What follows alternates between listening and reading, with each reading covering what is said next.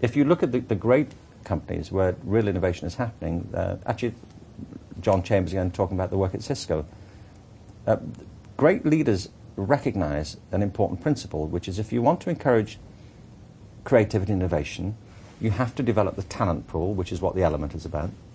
But also your job as a creative leader is not to have all the ideas. Mm-hmm. And I think some leaders think that you know, they have to come up with all the good stuff. And the job of a creative leader is not to have all the great ideas. Their job is to create a culture where everybody has great ideas. But then to encourage them to put the ideas forward and to have some process of evaluating them. It's what happens at Google. Okay. You know, famously, where Google has this rule for all its the key staff there, that they have 20% of their time is available for discretionary projects. Yes. Their own work. They can pursue anything they want.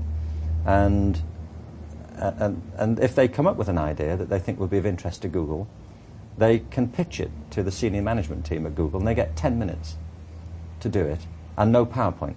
Mm-hmm. And the premise is, if you can sell this to us in 10 minutes, we'll put it into development and we'll go further with it. But everybody knows that there is an opportunity and a process for it. But if you're in an organization where you think you're likely to be knocked down if you come up with a new idea, or it's going to be resented, or you're going to be made to look foolish, then of course we're all humans, you know, we hold it back. And it's understanding that human factor, I think. So obviously the leaders have to buy into the whole idea and process. Yeah. Probably they have to apply it for themselves first. Yes. They have to be creative themselves. And then in the process, like you say, the example of Google, clearly defined. What about the sharing of the value created by the innovation? I don't know in Google, but is the employee owner of part of what he is proposing? I think that varies a lot, but the principle is important. That I believe that if people are willingly contributing to the creative capital of an organization, they should be rewarded for it. Mm-hmm. Now, how they're rewarded for it depends, of course, on lots of different factors, in what type of company, what their contribution was. And it doesn't always have to be a financial reward. I mean, in some cases it will naturally be that. But the very least is that people are acknowledged and recognized and celebrated for the contribution they make.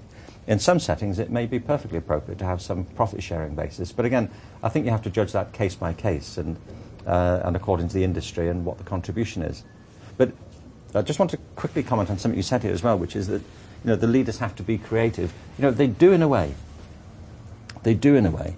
But I remember talking to a company CEO recently, and they were presenting some great projects that had been developed in the organization. And I congratulated him on it. And he said, you know, it had nothing to do with me. I didn't do anything. They did it all. It had nothing to do with me. And I said, you know, it had everything to do with you. Because although you didn't come up with the idea, you created an atmosphere here where other people feel free to develop these extraordinary ideas for the company. Mm-hmm. And I'm always intrigued by two things. If I ask people what they do, I almost always ask them if they like it. And when I've been doing book signings, I'm always asking people if they like it. And it's interesting how often people will correct you immediately and say, no, I love it. And that's always a good sign to me, if that's their spontaneous, like I asked you earlier. Yes. About if you enjoy your work, and you said, I love it. And you clearly do love it. Yeah. And, I mean, whether it's forever, who knows? You know, but having that passion for the work is important, whatever the work happens to be. But also, you know, saying to leaders of companies, or even classrooms, or whatever the team is that you're leading, it always interests me when people say, well, I had nothing to do with it. This was all low. It had nothing to do with me. You know immediately it had a lot to do with them. Mm-hmm. Because what they did was give people permission. And a lot of culture is about that. Culture in the end is about permission. Whether you can do this, whether you can't do that. All cultures are defined by what permissions we give and what permissions we withhold. And changing the culture is about giving people a different set of permissions. Great creative teams model that. The great teams that I know of are diverse. You know, they bring people together with different ways of thinking and different experiences and different expertise.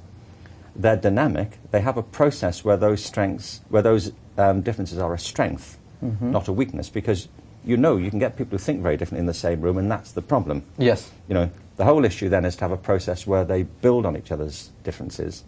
And great teams are unique. They come together to do something, and when that thing is done, they disperse and go and do something else. Pixar's a good example. They bring together different teams of people to work on different projects, and when the project's done, they split up and they go on to something else. All the great creative teams have been like that. And I think modelling those features is one of the ways that you can bring the power of an individual mind into concert with other minds.